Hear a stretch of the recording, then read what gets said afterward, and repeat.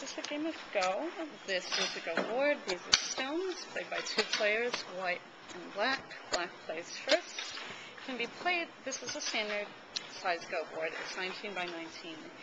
One can also play on smaller boards, which are easier for learning. So I'm going to block this off to 9 by 9. So this is 10. So 9 by 9. These are my corded games.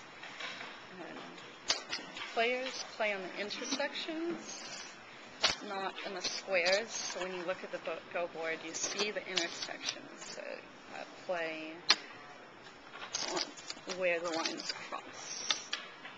The goal of the game is to control more territory than your opponent. So if you have an area blocked off, so fast forward and say that this part of the board had been played out and it was the end of the game. So, and suppose the rest of the board was played out. So locally here, black would have each of these places where a stone could have been played as a point. 1, 2, 3, 4, 5, 6, 7, 8, 9, 10. So this would be 10 points for black. So at the end of the game, whoever has more points wins. So in other words, you're trying to block your neighbor out. Yes. Okay. And control as much of the empty space right. as possible.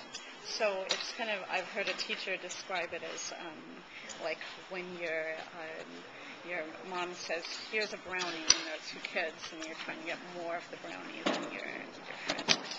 And so you don't want, so one reason for describing it that way is that it's like this, cake thing. Like if you cut a cake, and you're going to have to split it with someone, you want to make both sides the same, because if you make one side really big and then they get to choose, then they get more.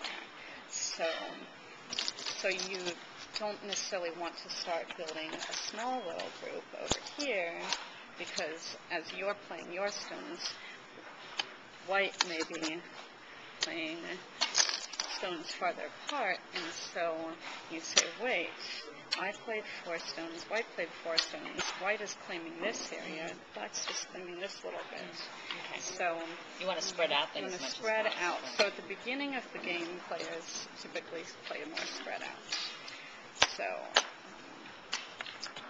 So those are the basic rules, except for actually 2 more rules. Capture rule, next, one major rule, one small rule.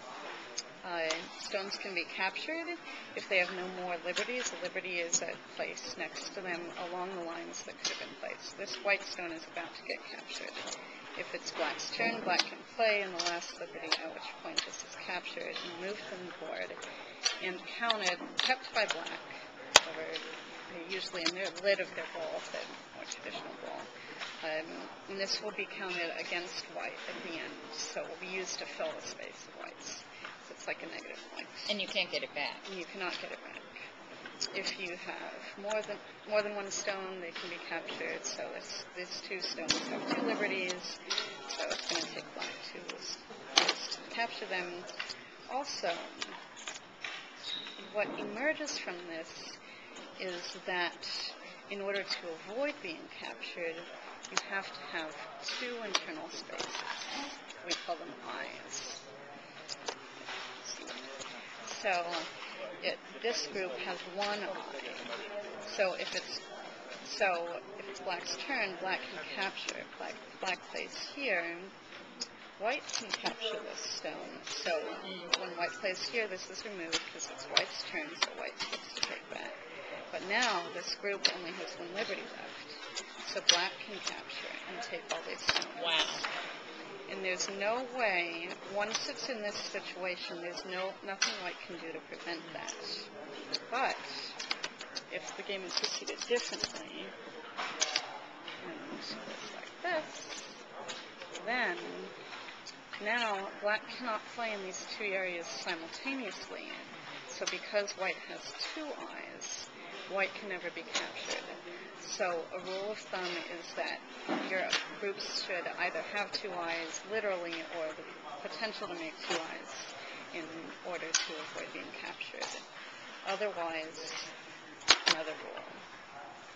So if stones, even like this, there's no space for 2 eyes. So this for simplicity. So at the end of the game, If stones are still on the board, but they could have been captured, they're considered, we call them prisoners, and they're removed from the board just as if they had been captured.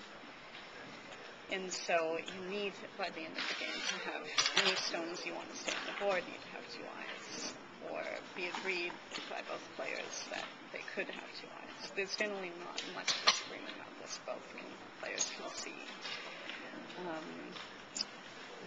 There's one final rule,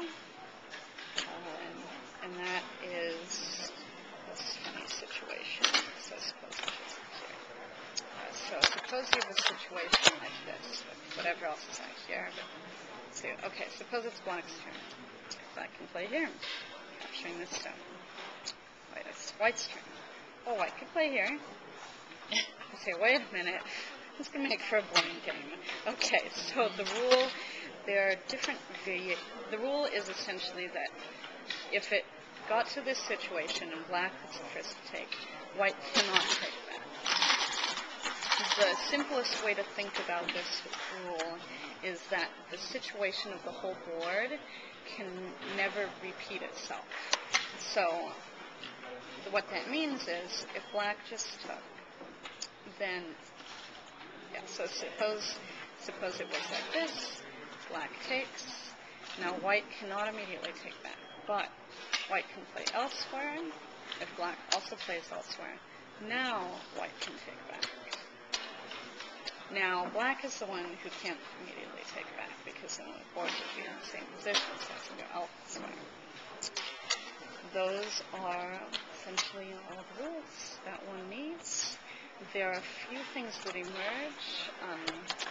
On a full board, there are essentially 3 stages.